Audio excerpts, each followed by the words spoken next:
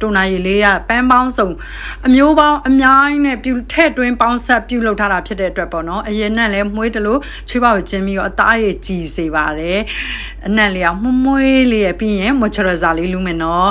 မွချရဇာကြတော့မျက်နှာလေးကိုဆိုဤနုဖတ်စေပြီးတော့ဒီဝက်ချဲဒီအစီဖုတွေတက်တာစေပေါ့အစောနာတူနာကြတော့တင်းတိတ်တွေလည်းပျောက်တယ်နော်လေဘင်းနေလာလိမ့်ပြက်နော်တချို့ဆိုလေဘင်းမလိမ့်မဲ့နဲ့မျက်နှာနှုတ်ပြီးတော့လေဘင်းကရင်ထော်လို့မရဘူးလေဒါလေးကတော့နေကာလေးပါ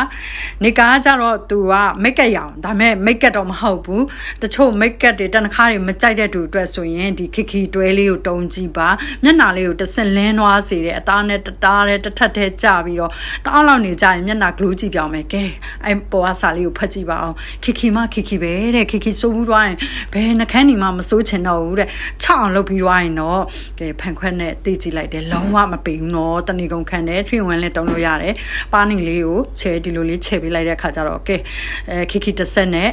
လှနေရောပေါ့နော်တစ်ဆက်လုံးမှာဘယ်လောက်မှမကြဘူးတောင်းကနမ်းမရှိရဲ့